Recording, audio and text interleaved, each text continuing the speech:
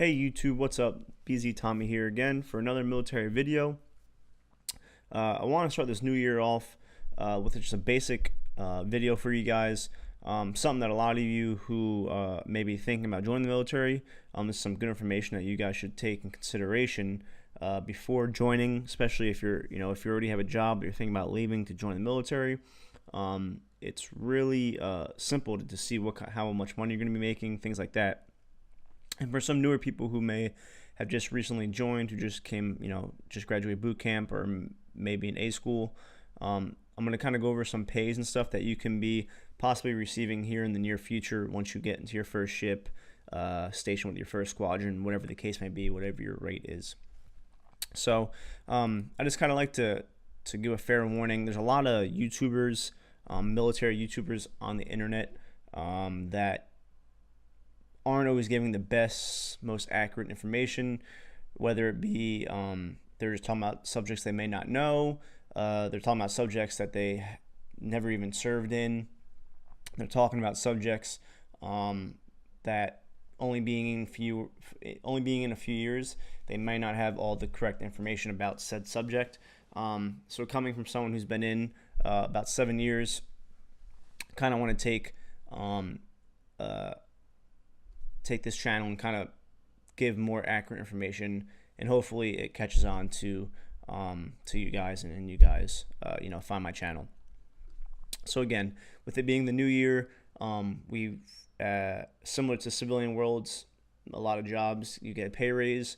Again, we are getting a 2.6% pay raise for 2019, and I just kind of want to go over all the different kind of pays that you will be receiving in the military and what they are. Because military, you hear a lot of acronyms, and you may not always know what they are. So I'm going to go over a little bit of those. So I kind of made this little word pad here. Your military pay has 3 parts. You have your base pay, which is pretty much your rank. Whatever your rank is, each rank has an associated base pay with it. Based on certain circumstances, you'll also get allowances on top of that base pay. So for instance, if you're married, or if you are an E4 with over 4 years in the military and you get a BAH CHIT approved, you will receive BAH, which is basic allowance for housing, which is essentially money for your rent, mortgage, etc. If you're serving overseas, you'll receive something called COLA, which is cost of allowance living. It's kind of it's an extra bit of money to kind of offset those high prices that you may see in certain locations that you are stationed in. If you're stationed anywhere in the U.S., you will not receive COLA. I believe one or two duty stations in Hawaii does, but as far as the U.S. itself, you will not receive COLA. And again, this isn't something that you'll receive on deployment. This is if you are actually stationed in Italy, in Japan, places like that, etc. Next is BAS, which is basic allowance for subsistence. It's essentially money for food. So again, if you are living off base and receiving BAH, you cannot eat in the galley on base. So therefore, the Navy military gives you some extra money, so you can kind of pay for some food out in town, and that's your BAS. Pretty much, if you're getting BAH, 99% of the time you're going to be getting BAS as well,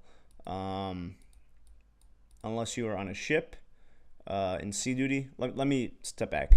If you're on shore duty and you're getting BAH, you're most likely going to get BAS as well. If you're on a ship, your ship actually gets your BAS because you eat on the ship, and I'm going to go into that a little bit here further later on. You also get another allowance that you may get is family separation. It's called family separation pay, but for some reason the acronym's FSA, family separation allowance. So this is, again, sea duty specific. So when you're on deployment, when you're away from home port for greater than 30 days, every 30 days after that, you'll receive family separation pay, which is $250 a month. So, example, your ship goes underway for 3 months, you will receive family separation pay for 2 of those months. That first month doesn't count, but after those 30 days, then your family separation will kick in for every 30 days after that. And next is your clothing allowance. So you will get this on the anniversary of the day that you went to boot camp every year. So for me, I went to boot camp January 3rd, 2012. And every January paycheck, I will receive clothing allowance. And again, that's just a little couple extra $100 to kind of buy some new uniform items that might have gotten ruined over the year. A lot of the times people don't use it for uniform and they just kind of pocket it and go spend it somewhere else. So those are all the different allowances. After that, you have your special duty pays. So again, if you're on sea duty attached to a ship, submarine, if you're FMF, Fleet Marine Force, pretty much if you're in a deployable status at a deployable command, you will receive sea pay.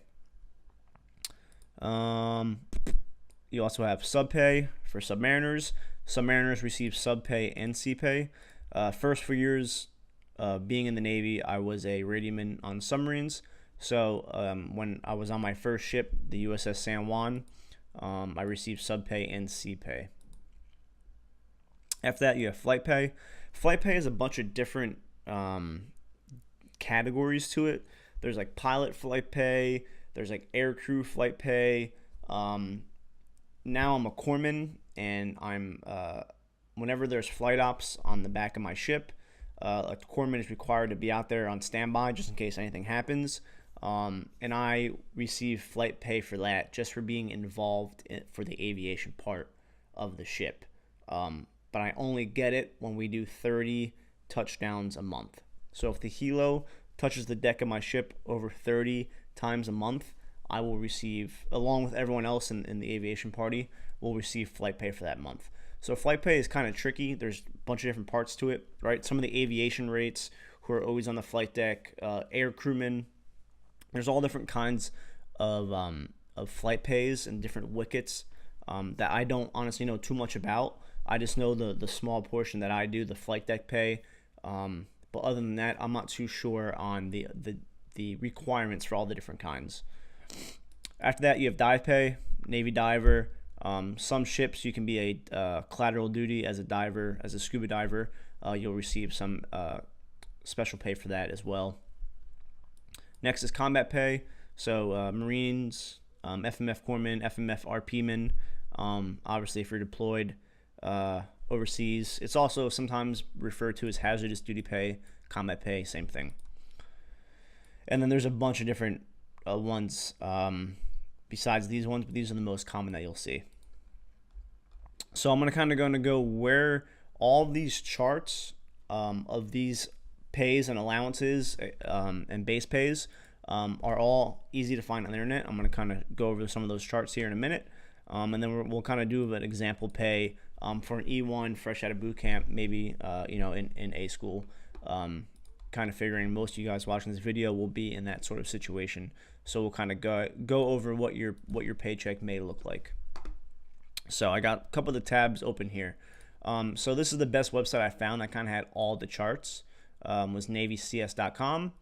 And right now we're looking at the active duty base pay. So this is the base pay chart. Again, this is whatever your rank is, this is what you're going to be getting paid. And another cool fact, as far as taxes go, the only thing that is taxed, your only income that is taxed, is your base pay. All your allowances and special duty pays are non-taxable, which is a pretty cool little kind of caveat. So let's see here. So again, I'm an E5 over 8 years. Over 6 years, E5. So right there, that's my base pay, $3,001 a month, right? If you're fresh out of boot camp, E1 to E3, obviously, if you're at boot camp, you've been in less than 2 years. Right here, this is what you're looking at. These three numbers right here. When you're in boot camp, no matter what rank you are, right? Some of you may be Boy Scouts or Eagle Scouts, and they get instant E3. Some of you who have college credits, you get those extra ranks after boot camp. No matter what rank you are, you will always get paid this in boot camp. Your base pay of E1, less than 4 months. You will always get paid as an E1, no matter what rank you go into the military as. And then that will shift once you graduate boot camp. But again, just graduate boot camp, E1 to E3, you're looking at right here. and then every 2 year, or I'm sorry, for the first 4 years, every year you get a little bit of a pay raise, right? Once if you're an E3, it kind of bumps up a little bit every time, and then after 4 years, it switches to every 2 years. So I saw my biggest jump here when I made E5, when I went from E4 to E5. It kind of happened right around my 6 year mark, so I almost got like a $500 raise within a couple months of each other, which is really nice. I went from 2,500 to 3,000. But again, you can look at your rank, how many years you've been in, and it goes all the way up to like 26 years, 40 years if you're E8 or E9. But it goes all the way up, right? So you can kind of see what you're going to be making your entire career, which is really nice. So for sake of that example, let's say you're an E3, right? Just came out of boot camp. So we're going to punch that right here in your base pay. All right, next, some C duty, right? So C duty, similar charts. All these charts are pretty similar for all the different pays. So you're an E3, right? Less than 1 year. So this is a different counter these years, right?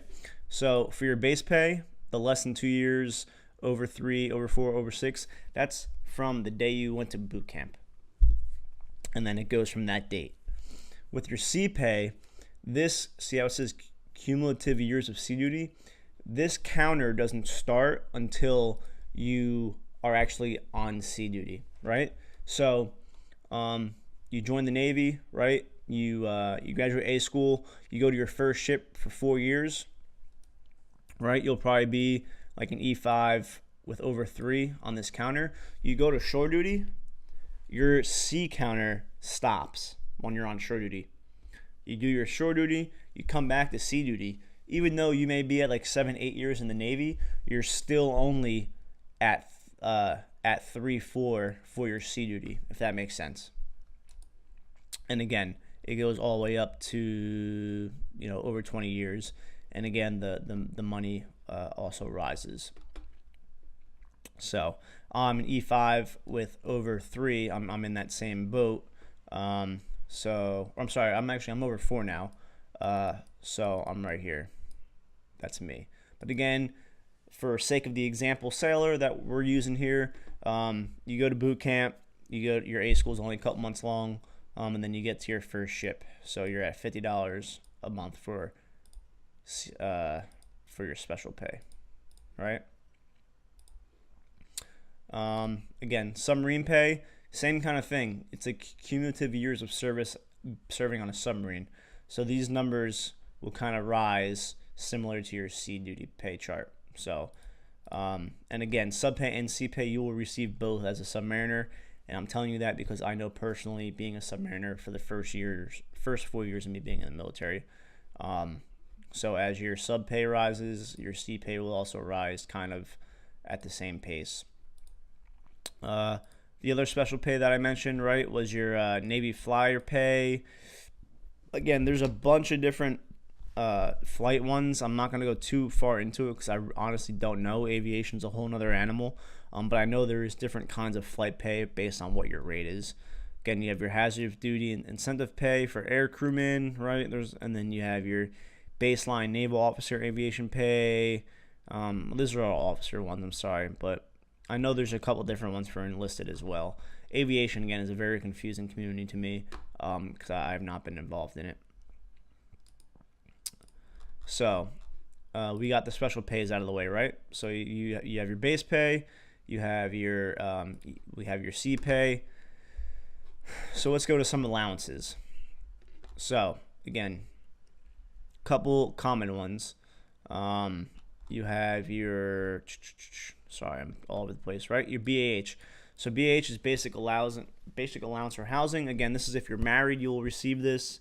If you're an E4 with over 4 years in the military, or an E5 and above, you are eligible to receive BAH. BAH is based on your location, so depending on where you're stationed at, they kind of take an average of the rent in the geographical area, and then that's kind of what they base the BAH off of. You can Google like BAH calculator and put in area codes and see what the BAH is for that location. So I know, so for instance, where I'm stationed at, my BAH is $1,400 a month. So I'm going to do BAH at $1,400. And then I also receive BAS because my ship is currently in the shipyard. So our galley is out of commission right now. So we do receive BAS, which is like $360 a month. So I'm going to kind of punch that in there for you guys, because BAS does not change. BAS, no matter what rank you are, BAS is always the same amount. BAS does not change. And then clothing allowance, family separation pay, we're not gonna punch that into the example sailor. But again, family separation pay, it's similar to BAS, to where it's $250 a month, no matter what rank you are. It's just a set rate. So let's pop open a calculator and kind of see what your pay will be looking like if you're a new sailor stationed where I'm stationed. So we have your base pay, which is $19.81 as an E3, plus your BAH, plus your BAS. Again, you'll receive BAS if you're in A school and you're married. Pretty much if you don't live on base, you will receive BAS. So right there, you're looking at $3,700 a month. Divide that by 2, right? Because there's 2 pay periods. So you're looking at $1,870 a check, and that, again, that's before taxes. So probably looking more at like $1,700 a check as an E3 fresh out of boot camp, if you are married. If you're not married and you're living on base, you're not going to be receiving any of these. So you're only going to be, if you're an 18-year-old out of high school joining boot camp or joining the military, you're really probably only going to be getting your base pay. You're not going to be getting any of these special allowances right off the bat. Not saying that you won't eventually receive them. And then again, once you get to your first ship, you'll start off at that $50 mark for your special C pay. So hopefully I didn't go too fast. Again, all this information, right? Military allowances, military benefits, the pay charts, all this stuff is on this website right here.